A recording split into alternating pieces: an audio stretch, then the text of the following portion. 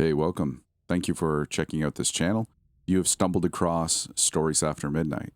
The series we will be starting today is called I'm the owner of a small diner in the middle of nowhere, and I like to give travelers who come in a discount provided they tell me a story about their lives. Over the last decade, I've heard some really terrifying things.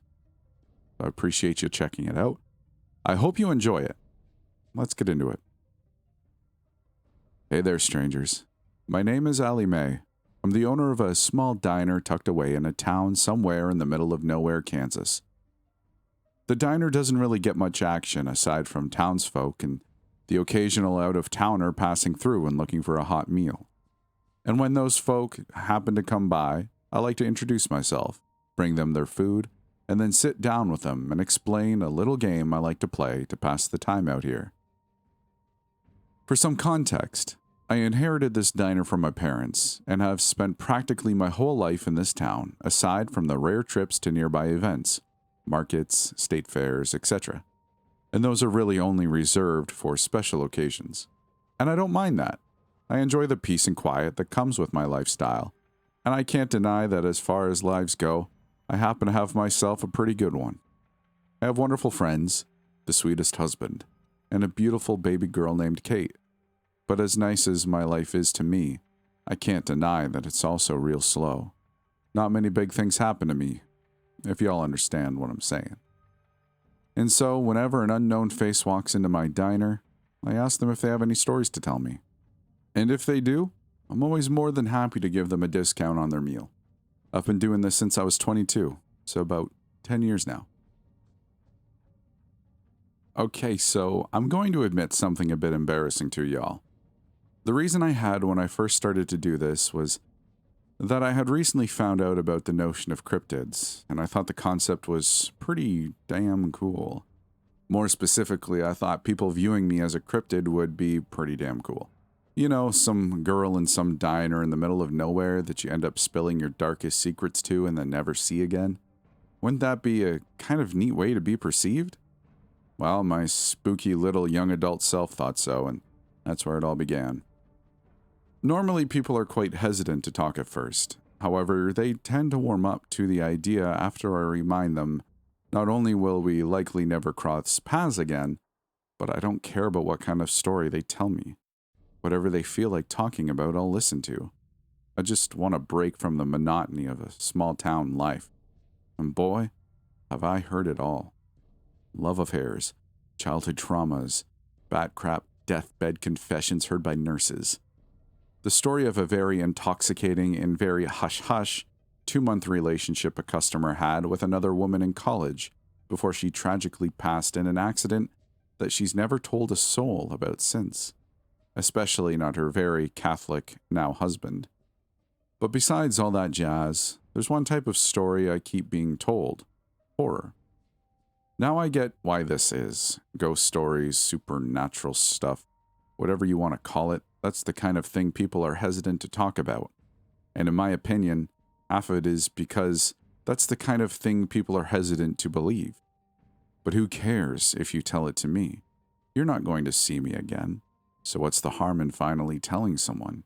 It even wouldn't matter if I didn't believe them. They'd still get the discount. But I do believe the stories people tell me. It's something in their eyes, I think. When I look into them, I can see they're being haunted by something awful. And I think it helps them to talk about it. To leave here with the knowledge they're not carrying that burden alone. And carrying it with them is something I'm thankful I get to do. I listen to their stories, bring them sweet tea and dessert to cheer them up afterwards. I'll hold their hands if they'll let me, just generally try to help them. It's one small way I can make an impact on some people who are really hurting, being the kind stranger they can confide in, knowing that they'll be believed. But anyways, I've told my husband some of these stories over the years, and he recently started browsing the subreddit and mentioned to me that I should think about sharing some of them with y'all. And so, here I am, sitting in my comfy chair after my baby girl finally fell asleep with my laptop and my absolutely darling cat Cinnamon. I really do hope you guys enjoy the story I decided to share today, and I'll probably post some more soon. It was about 5 years ago now. I think this happened sometime in early July, so it was just after my 27th birthday. A young woman stumbled into the diner. I'd guess she was maybe a few years younger than I was, 23 maybe. Well, the poor thing looked like she hadn't properly slept in weeks, with eye bags so dark I had to take a moment to figure out if they were actually black eyes.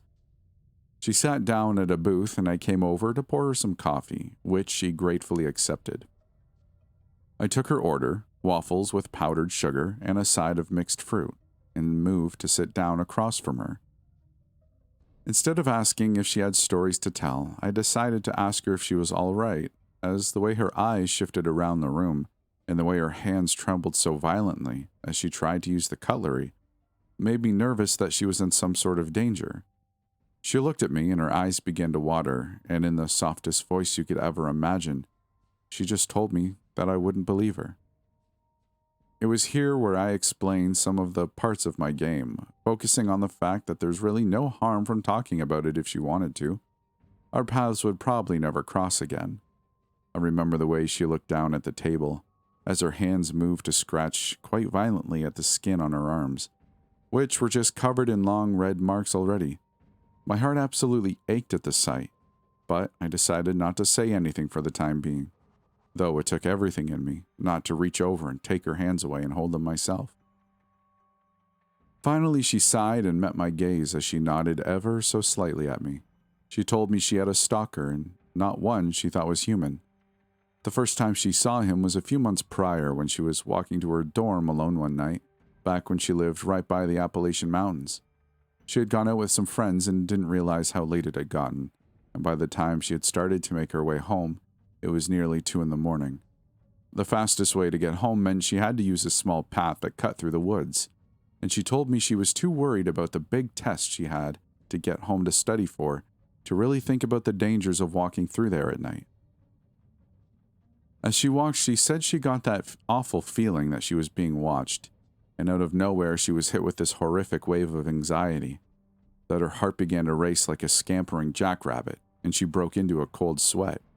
And then she noticed it watching her through the tree line.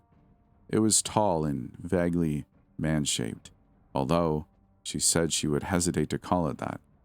And by tall she meant inhumanly tall, roughly 7 feet or so by her guess. Its skin was a sickly pale and its eyes were bloodshot, accompanied by an impossibly wide grin that revealed way too many horribly stained teeth. From what she could see, the thing was completely hairless and was dressed in camouflage-type clothing, the kind that hunters in the military wear. She said that she froze up when she saw it, staring at the thing in absolute horror, and it just stayed there, smiling at her. Eventually she snapped out of it and bolted, yet the thing made no move to follow her. All it did was turn to face her and continued to smile as she ran off. She told me that when she got back to her dorm, she just got this sudden urge that she was going to be sick. And this was super weird, since the girl had only thrown up twice in her life, once when she got a really bad case of the flu when she was 10, and once when she got a little too drunk at a party in high school. Yet she had spent the next 10 minutes throwing up everything in her stomach, and the next 20 dry heaving over the toilet. Her roommate had rushed in to find her covered in sweat and violently sobbing as she puked her guts out for no apparent reason. She tried to tell her about the thing that she saw in the woods, but her roommate had told her that she was probably just sick with something and her mind was playing tricks on her. She said that night she had supposedly had these beyond horrible nightmares, and her roommate told her the next morning she had woken up screaming 4 separate times. That was her first encounter with the thing, but it certainly wasn't the last. At this point she began hyperventilating. Tears ran down her cheeks and a strangled cry retched itself from her throat. I quickly ran over to the counter to get her some napkins and a glass of water, before I finally gave in and grasped her shaking hands and held them tightly. I had asked her if she wanted to stop, but she just shook her head, and so I held her hands and waited for her to continue with her story. She said she realized pretty quickly that whatever it was came with the night. At first, she genuinely had just believed she had come down with some kind of awful virus, but when she woke up the next morning, shaken and exhausted, but by all other means healthy, she was very confused but didn't really know what else to do. Then email her professor to explain her situation and sit on her couch and watch episodes of her favorite show while she apparently clung on to her roommate for dear life.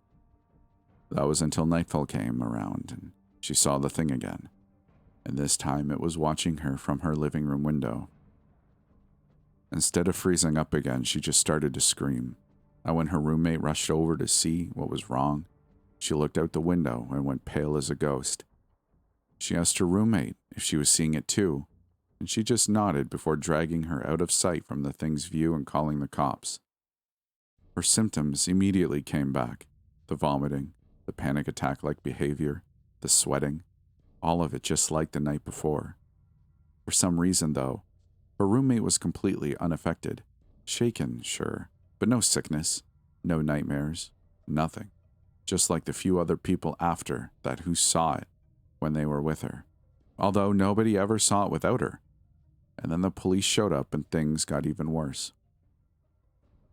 They couldn't brush off her concerns, even in the state she was in. Her perfectly healthy roommate had seen it too, and so they began to look into things. And what they found was absolutely nothing. The thing couldn't be seen on the security camera footage right beside where it had been standing. They couldn't find a record of any person matching its description in their databases. No matter how many times she called over the next 3 months, no matter the situation, no matter if there was another person there who insisted they saw it too, they couldn't find any evidence of it being there, or any record of its existence. She went to a psychiatrist who determined she didn't seem to be suffering from any sort of psychotic disorder, and other doctors at the hospital ran every test they could possibly do to explain her symptoms. Head CT scans, MRIs, they all came back totally clean. She had no head trauma, tumors, any type of head injury that could be causing hallucinations. Her blood tests show there was no autoimmune disease that could explain the symptoms. She did gastric emptying scans and other similar tests, which eventually confirmed there was no disorder that could explain the vomiting. The symptoms never happened during the day, during testing, or in any other situation. She never got sick, had any other type of nightmare or hallucination. She just kept seeing whatever the hell that thing was and getting violently ill. Eventually, she decided to just try her best to stay inside after dark, which worked for a while until the night where everything went very wrong. She had gone to a local cafe to get some homework done and accidentally fell asleep at her computer, and had woken up to one of the waitresses gently shaking her awake and telling her it was closing time. Their closing time was 10 p.m. The sun had set over an hour ago. Her hands started to shake more violently than they already were, which I didn't even think was possible. She choked back another sob before she continued to speak. She dug through her backpack to find her pocket knife and tucked it into her jacket sleeve before she began to brave her way through the darkness back to her house. The cafe was only a 10-minute walk with the shortcut, 20 if she stayed on the streets. She considered her options for a moment, trying to figure out which was more dangerous. She eventually decided that while the streets would take longer, they were better lit, and maybe still had some people out. It wasn't that late, but this wasn't exactly a college town either. There wasn't exactly a nightlife besides 1 or 2 bars. Odds were that she could make the whole trip and run into less than a dozen people. She'd made it 10 minutes before she got the feeling that she got on the path again. The unmistakable feeling of being watched, coupled with cold sweats and horrible anxiety. She slipped her knife out of her jacket and into her hand, and held it out in front of her as her gaze shifted to the nearby alleyway. And there it was, tall and pale as death, with the same bloodshot eyes and smile with too many teeth, and that same camouflage outfit it always seemed to wear. Only this time, it also held something else, a bouquet of wilted flowers. As the thing held them out to her, she turned and bolted down the street, all thought of defending herself from that thing long forgotten. This time, though, it dropped the flowers and took off after her, and this was the first time she realized just how fast it actually was. She told me she had always been a good runner. She did track in high school and even made the state finals, and this was, without a doubt, the fastest she'd ever run in her life. but this thing somehow caught up to her in a matter of seconds, and it reached out and grabbed her shoulder. At this, she took her hands away from mine and pulled down one of the sleeves of her yellow woolen cardigan, revealing her bare shoulder, and my breath caught in my throat. On her shoulder was a large scar resembling the shape of a hand, palm on the shoulder itself, the outline of long fingers marking the top of her arm. My first thought was about the time I was 17 years old and saw a story about a woman who had acid thrown on her face on TV. It looked almost like that, but if a person with inhumanely long hands somehow managed to cover their own hand in acid without injuring themselves and gripped her shoulder as hard as they possibly could, or maybe like a third-degree burn in the shape of a hand, like if it was from a person who was made of pure fire. She sniffled softly, which pulled me out of my thoughts.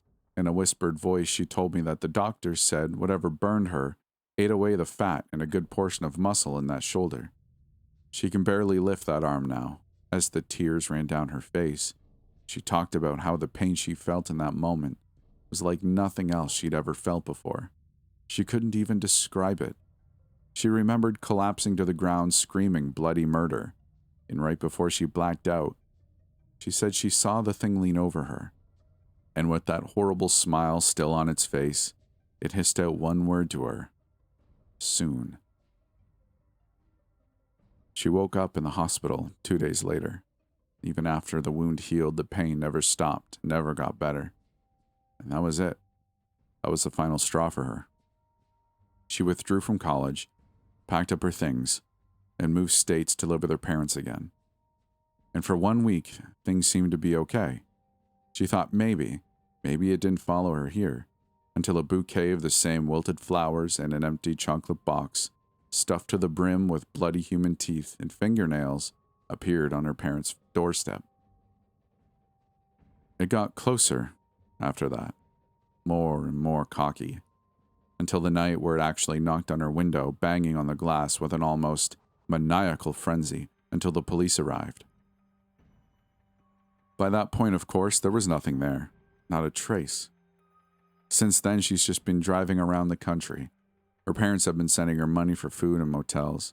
She figured that if it took a week to get from her old town to her parents' house and only seemed to come out at night, then maybe she could keep ahead of it if she just kept moving.